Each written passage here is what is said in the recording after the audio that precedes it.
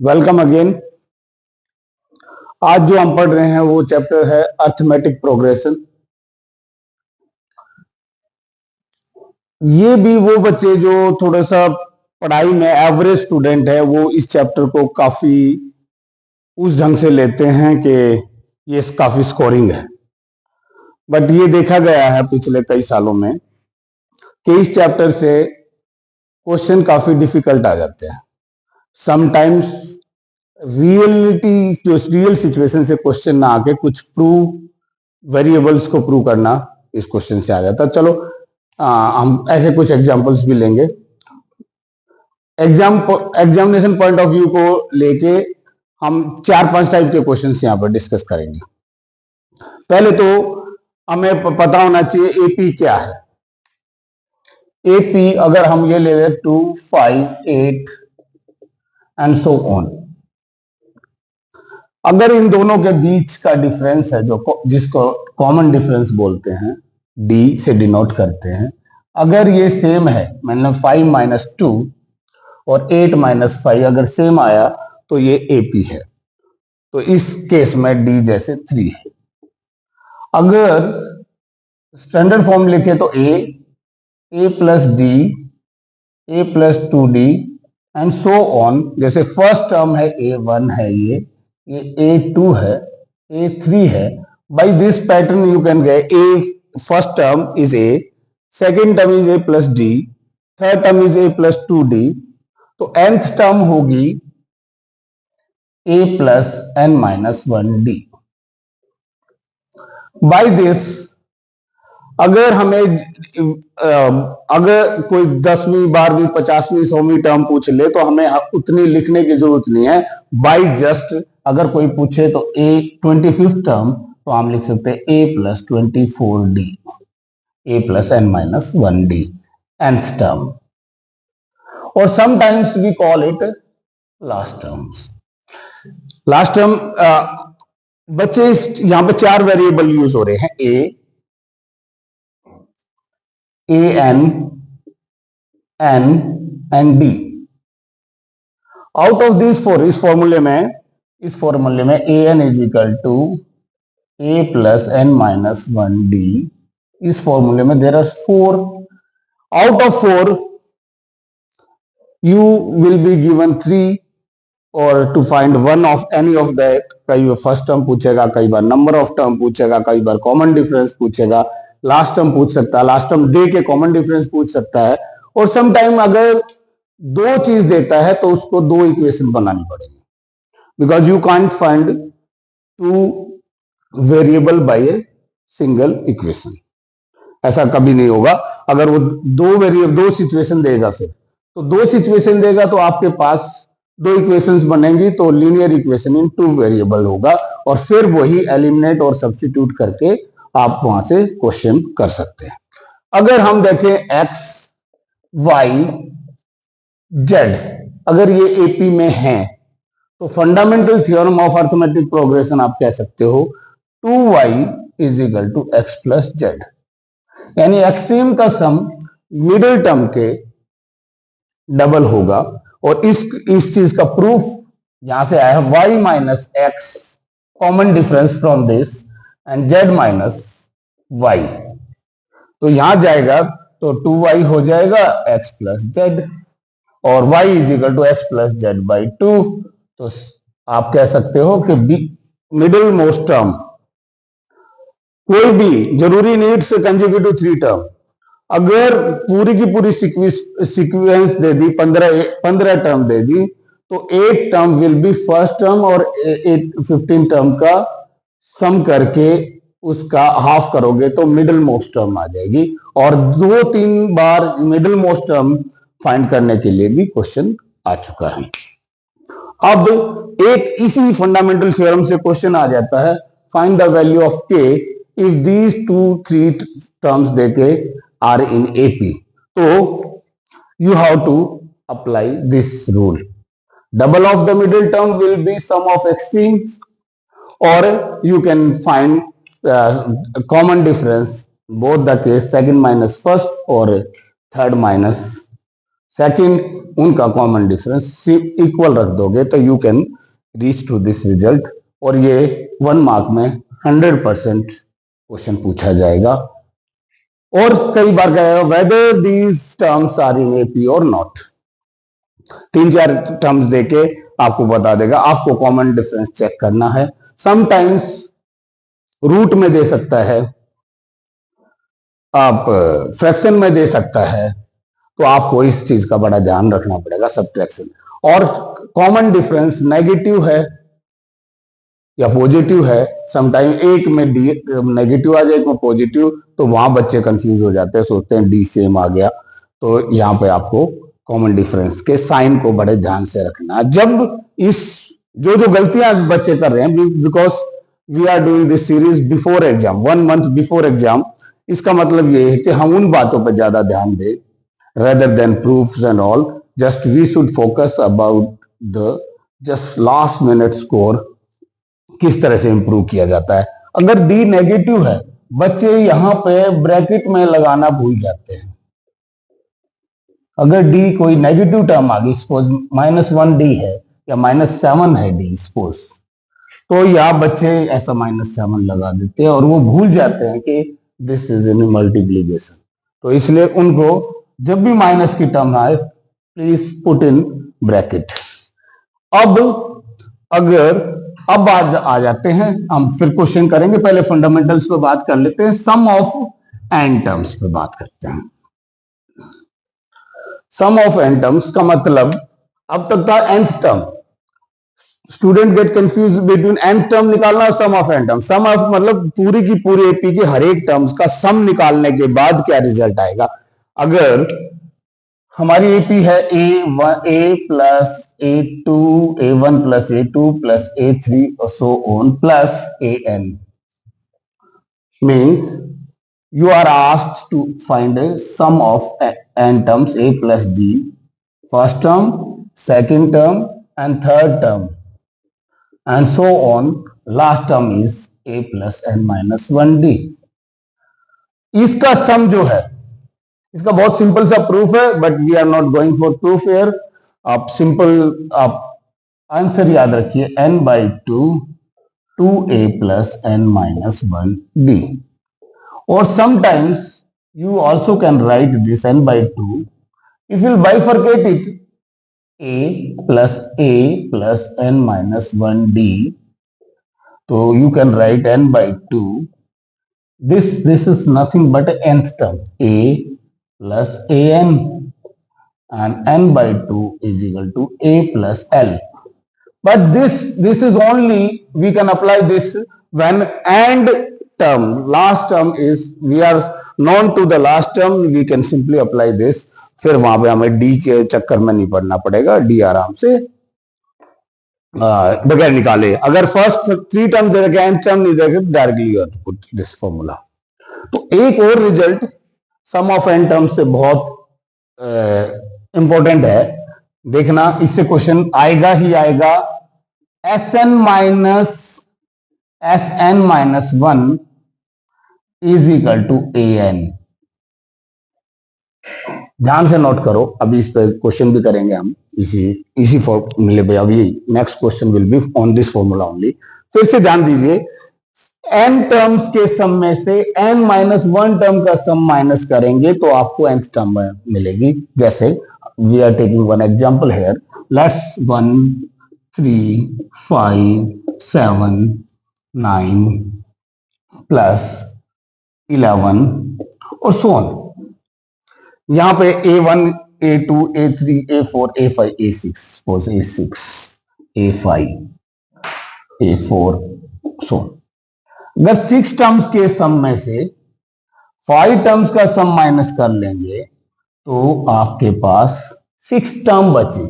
तो आप कह सकते हैं S6 माइनस S6 सारा का सारा था, S6 ये 36 है सम इसका, 36 में से 5 टर्म्स का सम 25 आ रहा है, टोटल करके देखिए आप, और 36 में से 25 जाएगा तो 11 बचेगा। S5 minus S6 minus S5 is equal to A5। ठीक है, इस रिजल्ट से स्टैंडर्ड फॉर्म या general form for nth sum of n term दिया होगा, you need to find the general form for the nth term. ये बहुत easily आप कह सकते हो यहां, सॉरी A6, ठीक है। ये आप ये फॉर्म है, Sn में से Sn -1 जाएगा तो आपके पास 6 टर्म nth टर्म बचेगी। तो अभी इस चीज को आप इस तरह से भी लिख सकते हैं, ध्यान से देखो, n/2 2a प्लस n-1d, ये सम ऑफ n टर्म्स है, इसमें से सब्ट्रैक्ट करोगे n-1/2, क्योंकि यहां पर नंबर ऑफ टर्म n-1 है, n-1/2 और 2a प्लस n-1 n-2d। अगर इसको आप सॉल्व करोगे, मैं अभी सॉल्व करके नहीं दिखा रहा, it's you can do some algebra और you will reach to a plus n-1d। यही बचेगा, देखो आप nth टर्म के लिए जनरल टर्म्स, Sn के लिए जनरल टर्म्स, Sn-1 के लिए जनरल टर्म। ठीक है, इस रिजल्ट से अब ये क्वेश्चन लेते हैं।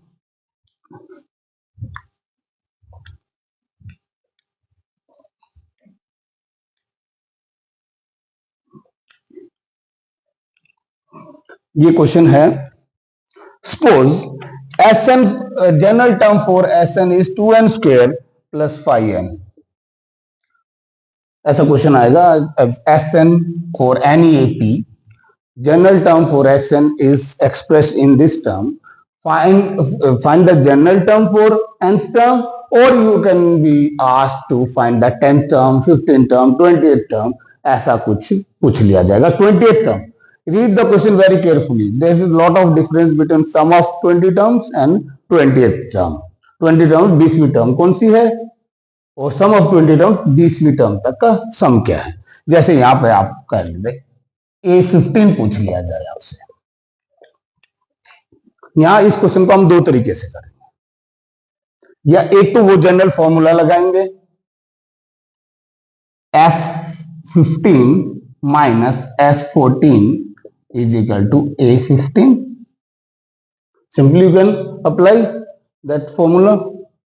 और Sn के लिए ये जनरल टर्म है, तो हमारे पास 215 का स्क्वायर प्लस 515 माइनस 14 लिखेंगे तो 214 का स्क्वायर प्लस 514, इसको सॉल्व कर लोगे तो आपको A15 मिल जाएगा। 15 टर्म क्या आएगी, ठीक है।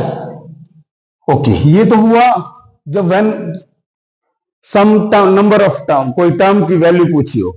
इफ इंस्टेड ऑफ दिस ये पूछा गया find the general term for An, तो आपको सिंपली यहां पे 15 टर्म निकालनी, तो 15 की वैल्यू निकाल दी तो जो भी वैल्यू आएगी वो A15 आ जाएगी। पर अगर ऐसा होता, ये An निकालना होता, तो आपके पास यहां पे 15 नहीं n-1 और An होता, तो आपको इस ये दे रखे है, इस पर्टिकुलर Sn के लिए जनरल टर्म दे रखी, पर्टिकुलर AP के लिए, एक AP के लिए यहां पे हम क्या रखेंगे 2n square plus 5n minus 2n-1 का होल स्क्वायर प्लस 5n-1। अगर general term for nth term पूछा गया है तो general term for Sn term दे रखे, तो Sn की जगह हमें जो गिवन है वो, और n-1 के लिए जो जनरल टर्म है उसकी n we will replace n with n-1। ओके, अब देखो ध्यान से, अभी इसको सॉल्व करेंगे तो आपके पास 2n square plus 5n minus, यहां a माइनस b का whole square a square plus 1 minus 2n bracket close plus 5n minus 5 again bracket close. ठीक है, you can solve this 2n square plus 5n minus bracket खोलेंगे तो यहां पे आएगा आपको 2n square plus 2 minus 4n plus 5n -5, तो 2n square plus 5n, यहां पे देखो -2n स्क्वायर, इसको देखिए n टर्म 5n प्लस है, माइनस के 4n, तो प्लस n और -3, or you will open this bracket, this is an, don't forget this is an, we are solving for this an, this अगर bracket खोलेंगे तो आपके पास साइन चेंज हो जाएगा, दिस विल गेट माइनस और this will get plus, तो ये cancel हो जाएगा, तो आपके पास 5n माइनस n प्लस 3 यानी 4n प्लस 3। ठीक है, देखो अगर जनरली सम अगर क्वाड्रेटिक फॉर्म में है तो nth टर्म लीनियर फॉर्म में होगा, क्योंकि that is getting sum up. ठीक है, क्योंकि हमें कॉमन डिफरेंस कभी भी क्वाड्रेटिक टर्म्स का कॉमन डिफरेंस सेम नहीं हो सकता, क्योंकि every time that is term के साथ वो स्क्वायर हो रहा है तो कुछ डिफरेंस है वो अनइवन आएगा। अगर कॉमन डिफरेंस सेम रखना है तो that has to be linear. ठीक है, ओके। इस क्वेश्चन को दूसरा, अगर आपको एल्जेब्रिक कंडीशन में थोड़ा डिफिकल्ट लगता है, you can do this question in other way also.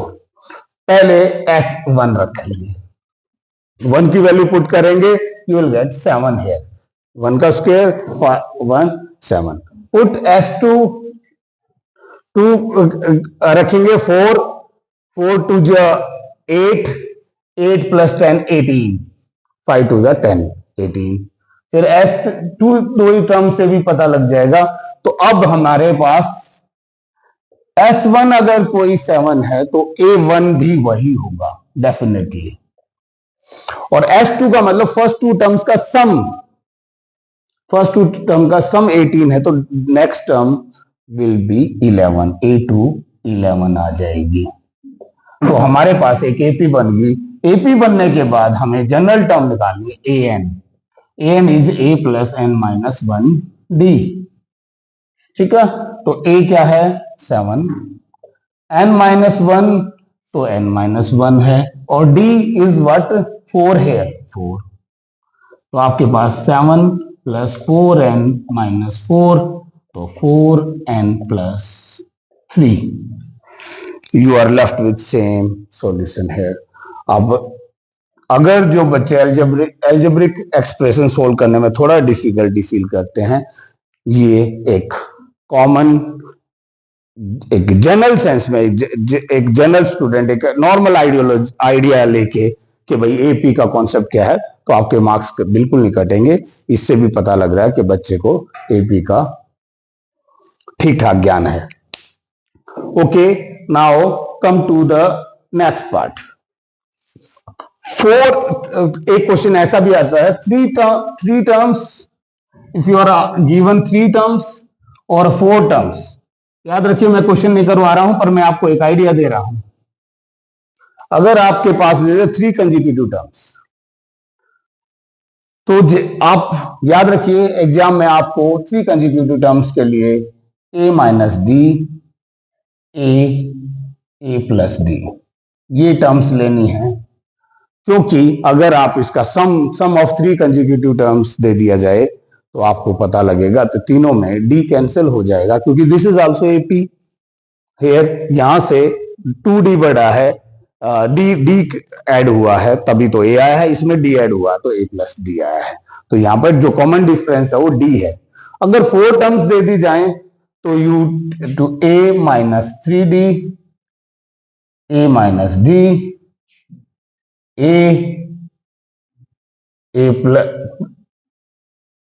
Plus d and a plus 3d। ठीक है, यहां पे आपके पास d जो है वो 2d है, कॉमन डिफरेंस बाद में जब लिखोगे कॉमन डिफरेंस वो 2d। जब भी 3 टर्म्स दी जाए तो ये लेना, और 4 टाइम्स दी जाए तो ये लेंगे। और एक बहुत इंपॉर्टेंट क्वेश्चन जो कि हर बार आ रहा है, क्वाड्रेटिक इक्वेशन यूज होते हैं कि how many terms we should take, how many terms to be taken to get the sum. हम एनसीईआरटी बुक का एक क्वेश्चन ले लेते हैं. एक एपी गिवन है 9, 17, 25. How many terms to be taken such that their sum is 636. यहाँ पे how many terms to be taken that sum of this AP is getting 636 means to say we need to find n here. n की value हमें find out करनी है. तो आपके पास a भी है, d भी है, an भी है, तो सिंपली sn भी है. ठीक है, an नहीं, sn का लिए फॉर्मूला यूज करेंगे. sn is equal to n by 2a plus n minus 1b. और मैं एक बार फिर से बता रहा हूं, अगर आपसे कोई क्वेश्चन पूछ लिया जाए जिसमें an और sn है, तो at least write down the formula. If you are not able to frame quadratic equation और वो स्प्लिट नहीं हो रही है और you are running short of the time in examination, please write clear cut formula. Examiner will give 1 mark in that particular question. If the question carries 3 marks, वो देगा कम से कम. ये एक आपको इंफॉर्मेशन देनी कि मुझे कम से कम फॉर्मूला आता है. तो यहां SN will be 636, n by 2, n we need to find 2a. a की वैल्यू हमें पता, फर्स्ट टर्म 2 9 जा 18 plus n minus 1. n minus 1 is n minus 1 only because and d is here 8. आपको एक क्वाड्रेटिक इक्वेशन मिलेगी. यहाँ पे आप यहां से 2 कॉमन लेके 636 is equal to n. You can write this. 2 common लेके 2 से कैंसिल करके 9 प्लस n माइनस 1 इंटू 4. देखिए आपने 2 कॉमन लिया इसमें से और 2 से कैंसिल कर दिया.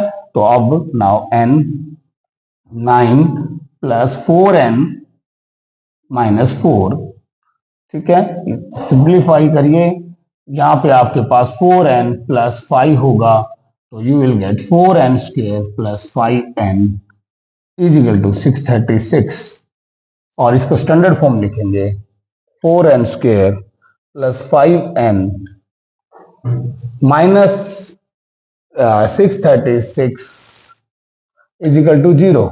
देखो this you are here with the simple quadratic formula, quadratic equation. Solve this with the splitting the middle term. और अगर आपके पास फैक्टर्स नहीं आ रहे हैं तो आपके पास जो भी सॉर्ट ऑफ मेथड आपने सीखा है वो लगाइए फैक्टराइजेशन से. Otherwise don't waste time in exam, just put a quadratic formula.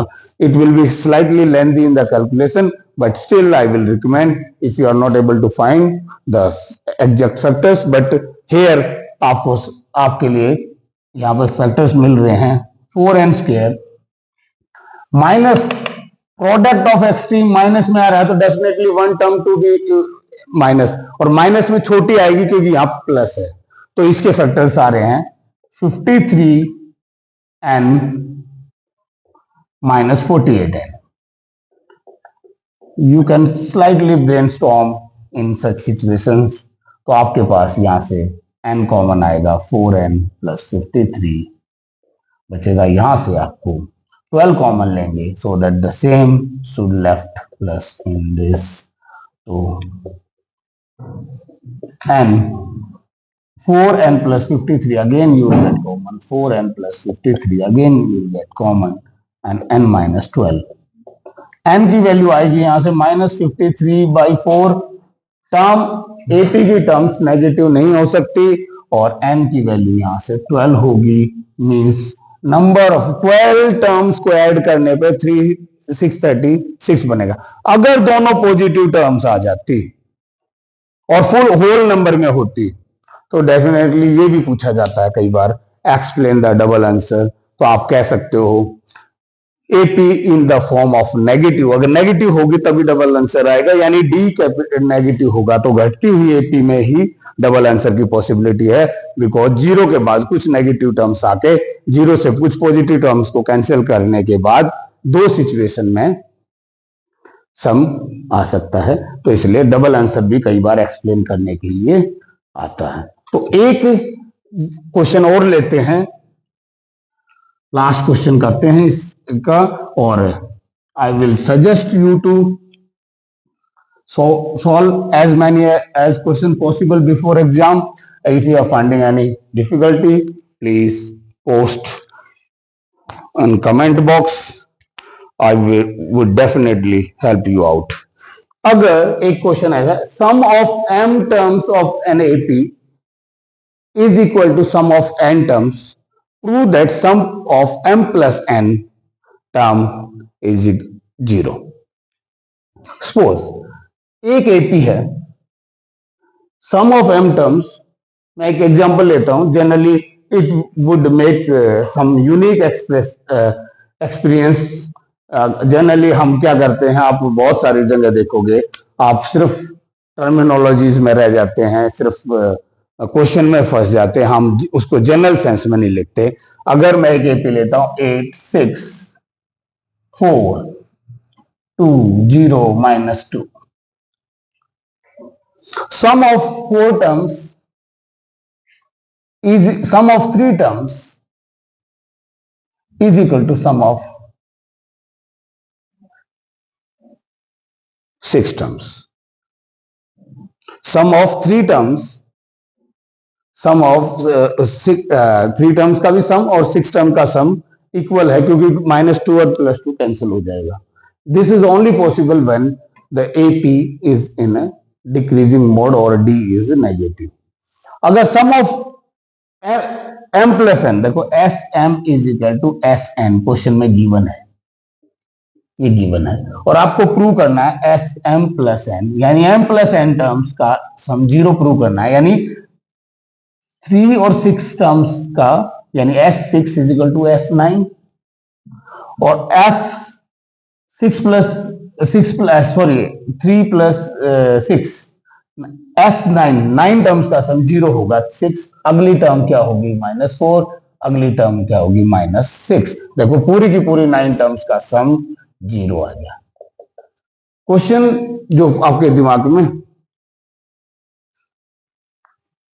-4 and -8 पूरी की पूरी 9 टर्म्स होगी, 9 टर्म्स का सम 0 आ गया। तो ये था आपका प्रैक्टिकली समझना क्वेश्चन को, सिर्फ आप ऐसे ही क्वेश्चन को ना समझे, बस ऐसे ही सोच रहे हो, ये ऐसा ही पता नहीं क्या प्रूव करने के लिए आ जाता है। हर चीज का एक रियल एप्लीकेशन होता है। तो हमें क्वेश्चन है S M is equal to S N, और प्रूव करना है S M plus N is equal to 0। ठीक है, आप इससे छोटा सा कैलकुलेशन है, थोड़ा सा ध्यान रखना है। इसको लिखेंगे हम m/2 2a plus m-1d is equal to n/2 2a plus n-1d। ये गिवन है, और आपको प्रूव क्या करना है देखना ध्यान से। इधर थोड़ा सा आप ये बाद में आ जाएगा, बट पहले मैं आपके दिमाग में बता रहा हूं। आपको प्रूव करना है m plus n/2 2a plus m plus n-1d is equal to 0। Sum of S M ऐसा प्रूव करना है, ये गिवन है। क्वेश्चन को रीड करके ये बड़े ध्यान से समझना है कि गिवन क्या है और टू प्रूव क्या है। Just you have to do bit calculation in between to reach here. इसमें हम 2 से कैंसिल कर देंगे, और अगर हम इसको मल्टीप्लाई करते हैं तो आपको मिलेगा 2am प्लस, देखो डी एम डी हो जाएगा या मल्टीप्लाई होके, और m से होगा तो m²d, और माइनस डी होगा तो -md इज इक्वल टू,